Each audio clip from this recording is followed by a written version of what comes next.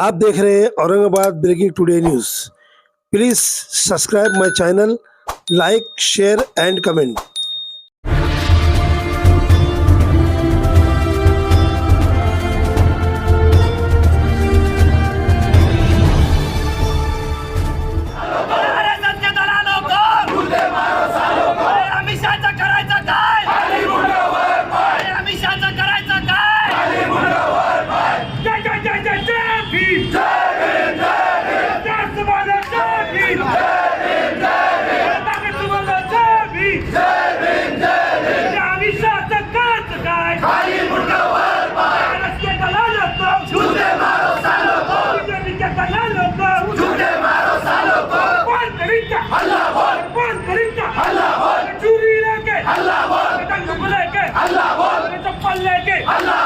जूता लेके झाड़ू लेके अरे बोल मेरे भाई ना बोल मेरे भाई बोलना पड़ेगा।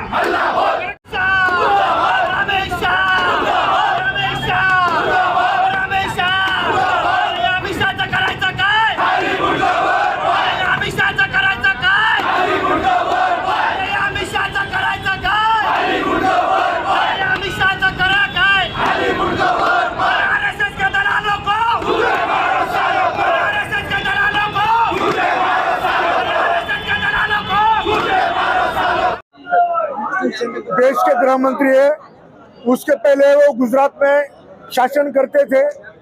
उन्हीं को बाबा साहब के संबंध में पूरी माहिती है। लेकिन जब बाबा साहब ने उन्होंने नारा लगाया था कि भाई 400 पार करना है हमें, इस नारे को डॉक्टर बाबा साहब अम्बेडकर के विचारधारा मानने वाले लोगों ने रोका है। इसलिए उनके अंदर ये जलन है। और वो जो चातुर्वर्ण्य में जिस तरह दलितों को कुचलाया जाता था, उनको उनके बारे में आस्था नहीं रखते थे, वही उसका पुनर्निर्माण करने का काम ये बीजेपी वाले कर रहे हैं, आरएसएस वाले कर रहे हैं। ये जो संदेश है ये उसने जानबूझ के बोला है। इसलिए बोला है कि वहाँ पे राज्यसभा में जो लोग संविधान के ऊपर चर्चा कर रहे थे, और जो चर्चा करने के बाद में जो भारत को जो न्याय मिला है, बाबा साहब ने भारत के घटना में जो हर तबके को इंसाफ दिया है, और वो जो उनको अच्छा नहीं लगा, इसलिए उन्होंने ये जानबूझ के उन्होंने ये बोला है। और दलितों को उनका अभी इलेक्शन हो चुका है, उनको मालूम है कि इसकी रिएक्शन आने वाली है। ये मालूम होते हुए भी उन्होंने बाबा साहब के खिलाफ ये वर्ड, हम उनका जाहिर निषेध करते।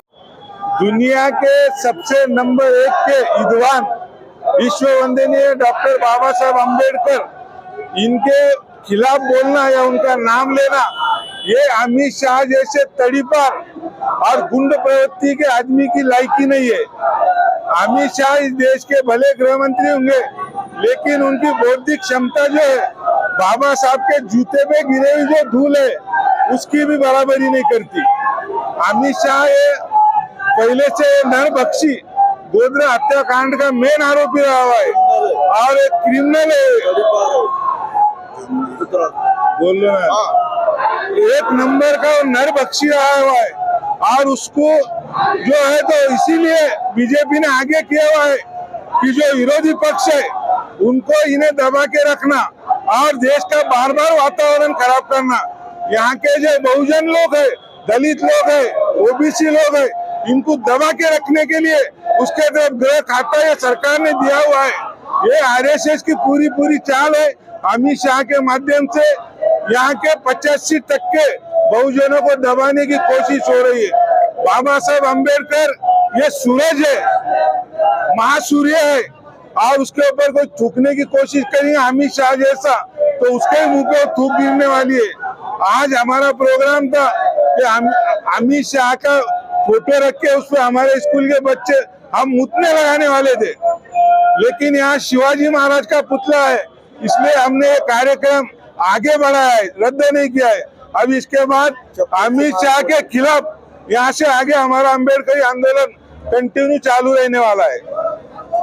अमित शहाने परवा राज्यसभेमध्ये बाबासाहेब आंबेडकरांविषयी जे वक्तव्य केलेलं आहे याच्या विरोधामध्ये पूर्ण भारतामध्ये दलित, बहुजन, मुस्लिम समाजाचा आणि सर्व लोकशाहीवर प्रेम असणाऱ्या लोकांचा निषेध वाढलेला आहे. आणि जो तडीपार शहा आहे याला भारतामधील सर्व नागरिक आणि सर्व जनता ही वैतागलेली आहे. आणि म्हणून आता जोडे मारो आंदोलन आमचं या ठिकाणी झालेलं आहे. पुन्हा मोठं आंदोलन लवकर की ज्या तडीपारानं जेलमध्ये राहायला पाहिजे ते आज या देशाचे गृहमंत्री आहेत.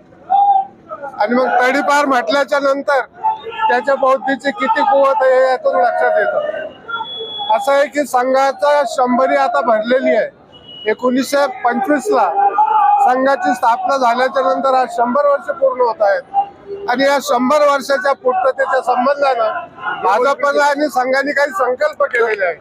म्हणून ही घटना अस्तित्वात आल्यापासून तर गोळवलकर असतील किंवा सावरकर असतील तेव्हापासून त्यांनी घटनेला हा विरोध केलेला आहे. त्यांना या देशातली घटना मोडीत काढायची, परंतु वरकरणी फक्त बाबासाहेबांचं नाव घेऊन संविधानाबद्दल प्रेम दाखवायचं. त्यांना खऱ्या अर्थाने या देशामध्ये वर्ण वर्चस्व व्यवस्था सातत्यानं बाबासाहेबांवरती हमले करण्याचा प्रयत्न करतात. परंतु असं म्हटलं जातं की dead Ambedkar is a more harmful than live Ambedkar. बाबासाहेबांचे जे विचार आहेत त्या विचारानं काही काळापर्यंत ते मर्यादित होते. आज संबंध भारत देशामध्ये बाबासाहेबांच्या विचारांचा उद्घोष होतो, जयघोष होतो. आणि हाच विचाराचा जयघोष हिंदू राष्ट्राच्या संकल्पनेला तडा देत असल्यामुळं बीजेपी आणि संघधार्जिणे लोक सातत्याने बाबासाहेबांची बदनामी करण्याचा हा जो प्रयत्न करत आहेत त्याला आंबेडकरवादी समूह, आंबेडकरवादी जनता, संविधान प्रेमी जनता कदापिही माफ करणार नाही.